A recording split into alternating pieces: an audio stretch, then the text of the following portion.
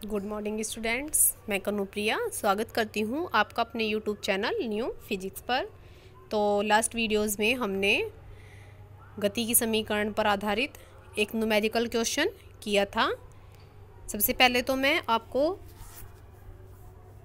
गति की समीकरण से अवगत करा देती हूँ। तो पहली जो गति की समीकरण होती है वो होती है v बराबर u प्लस ए टी।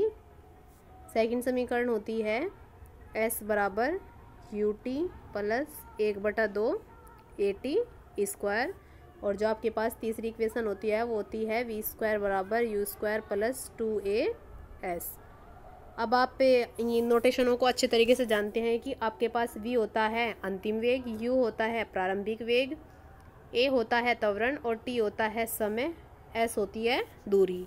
आगे भी सेम सब ऐसे ही रहेगा। जैसे u है तो आप इसको प्रारंभिक वेग ही पढ़ोगे, वो चाहे किसी भी इक्वेशन के अंदर क्यों ना रहा हो। जो आपके पास v आएगा वो अंतिम वेग होगा, s हमेशा दूरी रहेगी, a हमेशा त्वरण रहेगा। तो इन समीकरणों इन आंकिक प्रश्नों को हल करने से पहले आप इन इक्वेशन को एक बार ज़रूर देख लें, क्योंकि जैसे ही आपके पास सभी वैल्यूज़ आ जाएंगी तब आपको ये सोचना है कि आपको कौन सी इक्वेशन लगाने के बाद अपना प्रश्न हल करना है।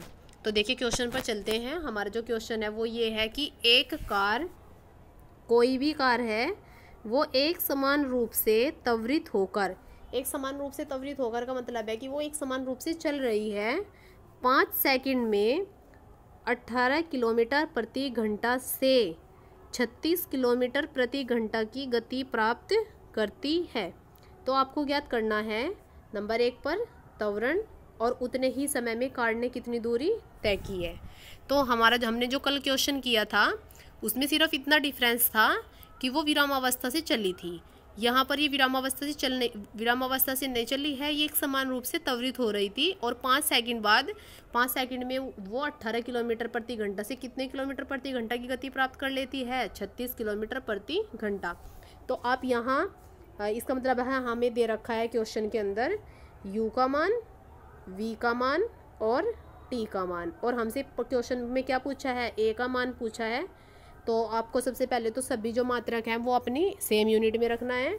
जैसे आपके पास तीन पद्धति होती है ना, नंबर 1 MKS, नंबर 2 CGS और नंबर 3 FPS। तो मैंने आपको बताया कि आपको अधिकतर इसमें रखना है। जब भी आपके पास दूरी आएगी तो उसे मीटर में, द्रव्यमान आएगा तो किलोग्राम में और समय आएगा तो सेकंड में रखना है।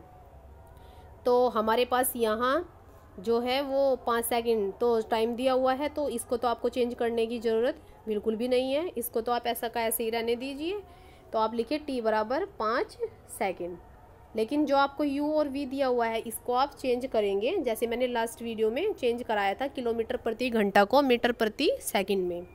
तो ये आपके पास 18 किलोमीटर प्रति घंटा है और यहाँ है 36 किलोमीटर प्रति घंटा।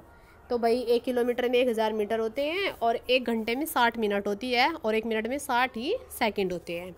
तो चलते हैं अपने क्वेश्चन की तरफ। देखिए दिया है, आपको दे रखा है समय अंतराल। समय अंतराल कितना दिया हुआ है, t बराबर 5 सेकंड। फिर आपको दिया प्रारंभिक वेग u 18 किलोमीटर प्रति घंटा। तो 18 किलोमीटर को आपने क्या किया, 1000 मीटर लिखा है और घंटे में 60 होती है मिनट, गुणा करेंगे और 60 ही होते हैं सेकंड। यहाँ घंटा कई में बदल चुका है सेकंड में।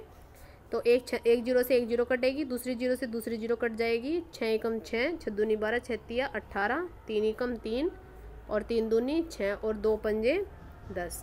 तो देखिए आपके पास ऐसे आ जाएगा 5 मीटर अपॉन सेकंड। ऐसे ही आपको क्या करना है, अंतिम वेग फाइंड करना है। अंतिम वेग इसको भी आप कहीं में बदल लीजिए, किलोमीटर प्रति घंटे को मीटर अपॉन सेकंड में। तो हम क्या करेंगे, 60 गुना 60, ये हमारा मीटर में आ जाएगा और बटे में आ जाएगा सेकंड में। तो जीरो से जीरो कटी, दूसरी जीरो से दूसरी जीरो कटी, 6 छंग 36 और 6 छंग 36। तो आपके पास आ गया है 10 मीटर प्रति सेकंड, क्योंकि 10 की मल्टीप्लाई जब हम 1 में करेंगे तो 10 एकम 10 मीटर अपॉन सेकंड। तो अब हमारे पास देखिए कहीं कहीं का मान है। अब हमारे पास t का मान है, u का मान है और v का मान है। ये हमें क्या करना है, निकालना है। तो भाई आपके पास गति की पहली समीकरण क्या है, v बराबर u प्लस ए टी। बस इसी को यूज़ कीजिए और a का मान निकाल लीजिए। देखिए लिखा हुआ है गति की प्रथम समीकरण से। तो लिखा गति की प्रथम समीकरण से v बराबर u प्लस ए टी।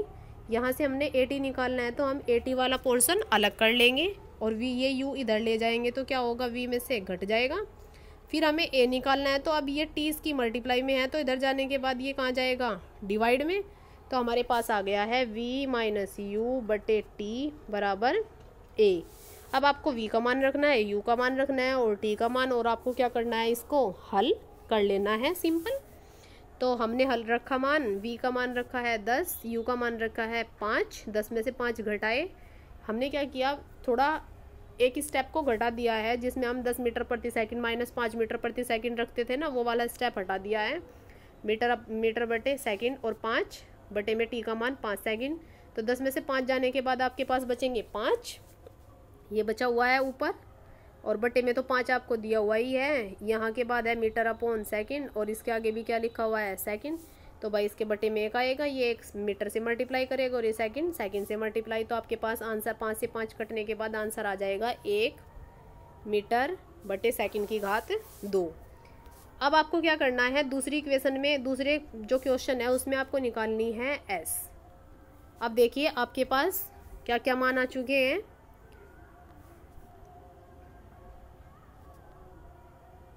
अब हम s निकालने के लिए या तो हम ये भी सूत्र यूज कर सकते हैं, s बराबर U T plus 1/2 A T square, क्योंकि देखिए आपके पास u का मान भी है, t का मान भी है और a का मान भी आपने ऊपर निकाल लिया है।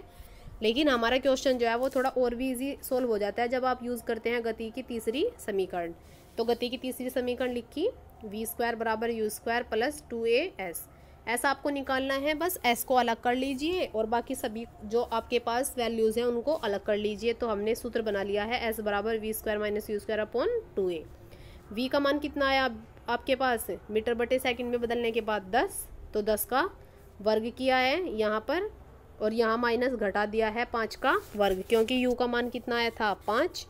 अब 2 तो एज इट इज़ रखा बटे में आपने, और मल्टीप्लाई a का मान आया था 1 मीटर बटे सेकंड की घात 2। अब थोड़ा और आगे चलते हैं, वर्ग करते हैं, 10 का वर्ग हो जाएगा 100 माइनस 5 का वर्ग हो जाएगा 25, और दोनों को ब्रैकेट में करने के बाद हमने क्या कर लिया, मीटर की घात भी 2 हो गई और सेकंड की घात भी बटे में 2 आ गई।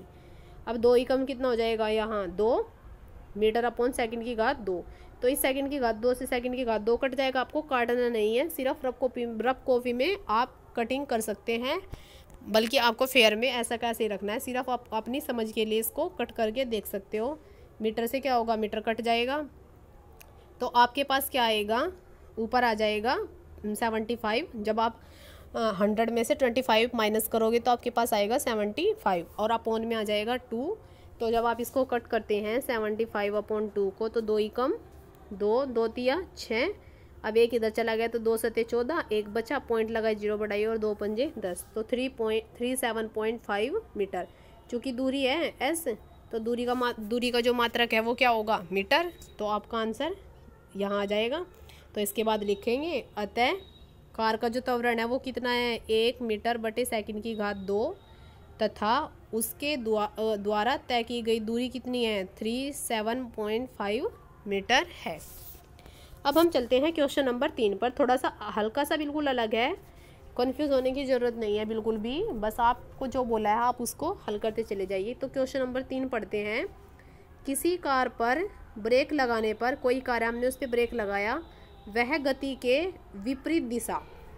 भाई आप क्या कर रहे हो, आप किसी साइकिल से जा रहे हो, साइकिल से जाते जाते आपने ब्रेक लगाया तो एकदम से साइकिल क्या होती है, हल्की सी पीछे होती है। तो इसका मतलब है उसमें ये जो त्वरण हुआ है ये किस डायरेक्शन में गया है, इसने गति को पीछे की तरफ किया है। तो जहाँ भी विपरीत दिशा का जिक्र होता है तो आप उसको क्या लेते हो, माइनस में दिखाते हो। तो जहाँ भी त्वरण लिया जाएगा वो -6 मीटर बटे सेकंड की घात 2 लिया जाएगा, क्योंकि वो गति के विपरीत दिशा में लगा हुआ है। उत्पन्न करती है, यदि कार ब्रेक लगाए जाने के बाद रुकने में 2 सेकंड का समय लेती है तो उतने समय में तय की गई दूरी की गणना कीजिए। आपको वो दूरी निकालनी है, जैसे आप यहाँ साइकिल से जा रहे हो और आपने क्या किया, यहाँ आने के बाद ब्रेक लगाया और साइकिल थोड़ा इतने पीछे हो गई, तो वो कितने पीछे गई, 2 सेकंड का समय लिया उसने रुकने के लिए वो थोड़ा सा पीछे जाती है, तो वो कितना पीछे गई, वो डिस्टेंस आपको दूरी आपको निकालनी है। तो देखिए हम कैसे निकालते हैं भाई। बाद में क्या होगी वो प्रारंभिक वेग आप बिल्कुल स्टार्टिंग का लेते हो और अंतिम वेग आप लास्ट वाला लेते हो, तो ब्रेक लगाने के बाद साइकिल रुक जाएगी, तो इसका मतलब है अंतिम वेग क्या हो जाएगा 0।